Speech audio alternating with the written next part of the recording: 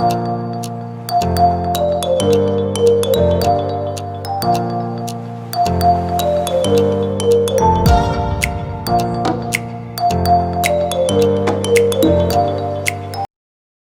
3. Metode penelitian. Kerangka pemikiran. Dalam kerangka pemikiran, kami bermaksud untuk menjelaskan tentang tujuan dan hasil dalam menggunakan metode penelitian. Bagaimana proses penelitian dilakukan? Proses penelitian dilakukan dengan mengambil data umur karyawan pada toko Jaya Makmur selama 1 tahun pada tahun 2019 dan juga pengambilan nilai UTS Statistiska pada kampus UBSI. Mengapa penelitian dilakukan? Penelitian dilakukan untuk mencari data-data yang real sesuai dengan data yang sudah ada sebelumnya, yaitu dengan mengambil data yang diperoleh dari sumber yang menjadi sarana observasi.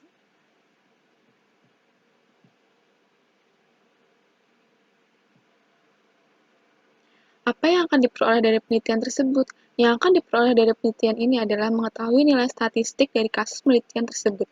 Untuk apa hasil penelitian diperoleh? Untuk mengetahui nilai yang telah dihitung, seperti rata-rata hitung atau median, modus, kuartil, desil, dan persentil. Metode kasus penelitian. 1. Jenis dan pendekatan penelitian.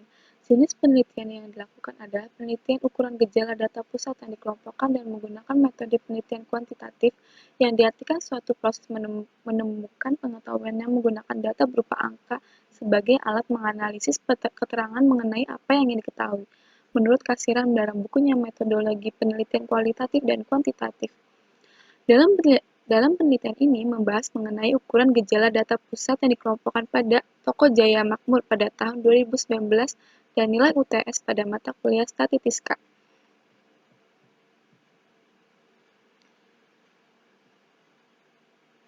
Dua, tempat penelitian. Penelitian ini dilakukan pada toko Makmur Jaya dan kampus Kaliabang UBSI. Toko ini bergerak dalam bidang penjualan perabotan rumah. 3. Populasi dan sampel. Langkah pertama dalam pengumpulan dan analisis data dalam sebuah penelitian adalah penentuan populasi. Menurut Bugin, populasi adalah keseluruhan universum dari objek penelitian berupa manusia, hewan, tumbuhan, udara, gejala, nilai, peristiwa, sikap hidup, dan sebagainya sehingga objek ini dapat menjadi sumber data penelitian. Sedangkan menurut Sugiono, populasi adalah wilayah generalisasi yang terdiri atas objek atau subjek yang memiliki kuantitas dan karakteristik tertentu yang ditetapkan oleh peneliti untuk dipelajari dan kemudian ditarik kesimpulannya. Jadi, populasi adalah jumlah keseluruhan dari satuan-satuan atau individu-individu yang karakteristiknya hendak diteliti. Populasi data penelitian terdapat pada tabel berikut.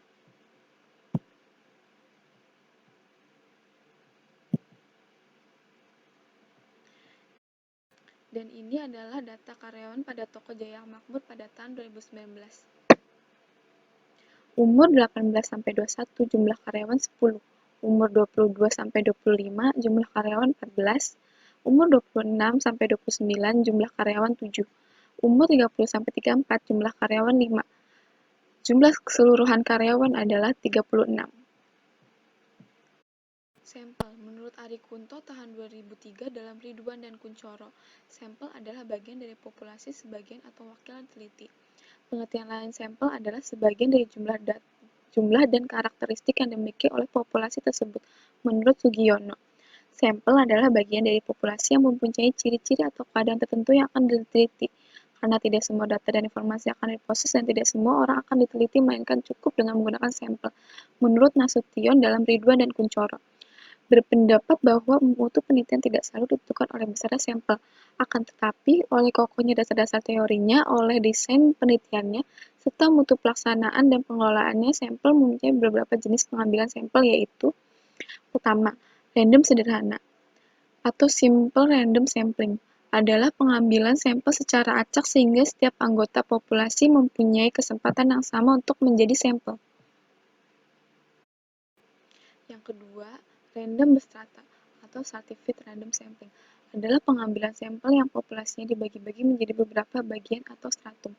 Anggota-anggota dari stratum dipilih secara random, kemudian dijumlahkan jumlah ini membentuk anggota sampel. Ketiga, sistematis atau systematic sampling adalah pengambilan sampel berdasarkan urutan tertentu dari populasi yang telah disusun secara teratur dan diberi nomor urut.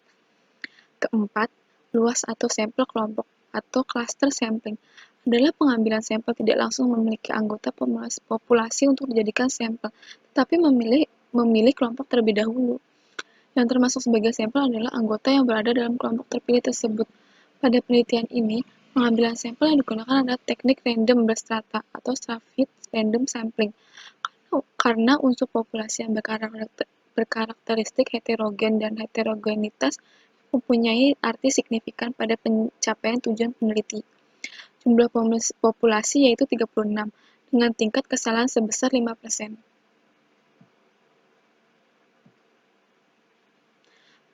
Penentuan ukuran sampel yang diambil yaitu dengan menggunakan rumus Slovin.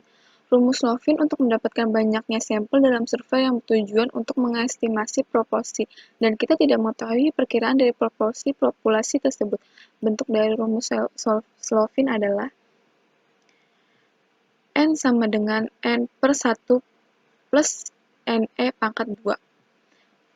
N adalah ukuran sampel, N ukuran populasi, E margin error.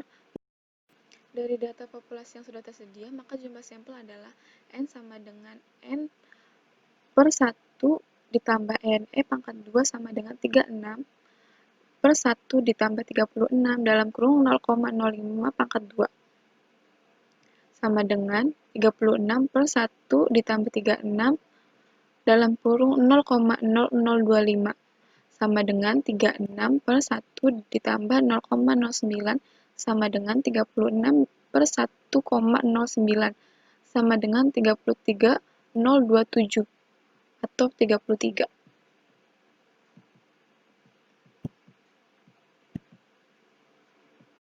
Dari hasil perhitungan di atas, banyaknya sampel sebaiknya digenapkan menjadi 33. Jadi anggota populasi yang diambil sebagai sampel sebanyak 33. 4. Teknik pengumpulan data. Pengumpulan data dilakukan untuk memperoleh informasi yang dibutuhkan dalam rangka mencapai tujuan penelitian. Sebelum melakukan penelitian, seorang peneliti biasanya telah memiliki dugaan berdasarkan teori yang ia gunakan. Dugaan tersebut disebut dengan hipotesis. Teknik pengumpulan data yang diperlukan di sini adalah teknik pengumpulan data mana yang paling tepat, sehingga benar-benar dapat data yang valid dan reliable. Dalam melakukan penelitian, ada beberapa teknik yang umum dilakukan. Pertama, wawancara. Kedua, studi pustaka. Ketiga, observasi. Keempat, kuesioner. Teknik yang digunakan dalam melakukan penelitian ini adalah studi pustaka. Studi pustaka merupakan teknik pengumpulan data yang banyak digunakan. Studi pustaka mengumpulkan data yang relevan dari buku, artikel, berita, maupun sumber kredibel lainnya yang terkait dengan topik penelitian. 5. Variabel penelitian. Variabel penelitian adalah segala sesuatu yang akan menjadi objek pengamatan penelitian. Pengertian yang dapat diambil dari definisi tersebut ialah bahwa dalam penelitian terdapat sesuatu yang menjadi sarana, yaitu variabel, sehingga variabel merupakan fenomena yang menjadi pusat perhatian penelitian untuk diobservasi atau diukur. Menurut Sugiono tahun 2009, pengertian variabel adalah segala sesuatu yang berbentuk apa saja yang ditetapkan oleh peneliti untuk dipelajari sehingga diperoleh informasi tentang hal tersebut. Kemudian ditarik kesimpulannya, variabel yang digunakan ada dua jenis, yaitu variabel dependen sebagai variabel terkait. Adapun variabel dalam penelitian ini adalah variabel bebas atau independent variabel.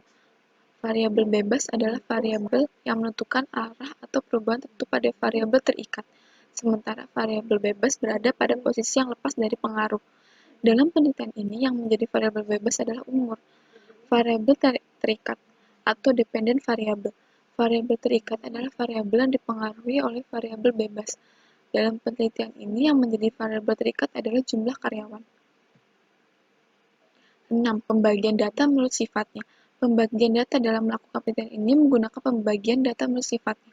Pembagian data menurut sifatnya terdiri dari dua bagian, yaitu data kualitatif.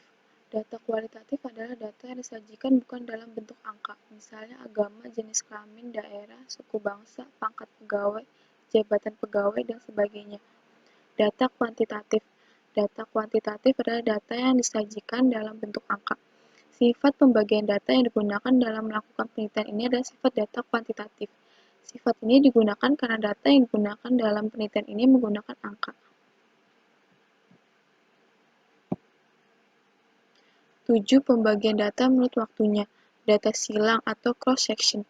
Data silang adalah data yang dikumpulkan pada suatu waktu tertentu yang bisa menggambarkan keadaan atau kegiatan pada waktu tersebut. Data berkala atau time series. Data berkala adalah data yang dikumpulkan dari waktu ke waktu. Pembagian data menurut waktu yang digunakan pada penelitian ini adalah pembagian data waktu berdasarkan data berkala. Data berkala digunakan karena penelitian ini menganalisis data perkiraan penjualan dari tahun ke tahun. 8 jenis-jenis skala pengukuran. Skala nominal atau skala klasifikasi adalah skala yang paling sederhana di mana angka yang diberikan kepada objek sebagai label saja dan tidak menunjukkan tingkat apa-apa. Skala ordinal adalah skala yang diberikan kepada objek sebagai label dan menunjukkan tingkatan. Skala interval adalah suatu pemberian angka kepada set dari objek yang mempunyai sifat-sifat ukuran ordinal dan ditambah satu sifat lain, yaitu jarak yang sama. Skala rasio adalah suatu pemberian angka pada set objek yang mempunyai jarak yang sama dan ditambah satu sifat yaitu nilai absolut dari objek yang diukur. C. Penyelesaian studi kasus dengan menggunakan Excel. Microsoft Excel menyediakan fasilitas untuk mengolah data statistik yaitu dengan memanfaatkan fungsi-fungsi statistik yang ada dan perintah analisis yang merupakan perintah tambahan atau add-ins, sehingga tidak ditampilkan pada menu utama Microsoft Excel. Sebelum dapat menggunakan perintah data analisis, langkah pertama yang harus dilakukan adalah mengaktifkan referensi tools yang disediakan oleh Microsoft Excel, di mana langkah-langkahnya sebagai berikut.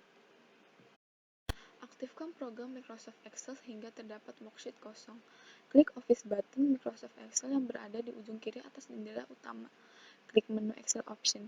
Sebuah kotak dialog Excel Option ditampilkan, dan klik menu Add-ins yang ada di jendela sebelah kiri dan klik Analysis Toolpack pada daftar aplikasi Add-ins.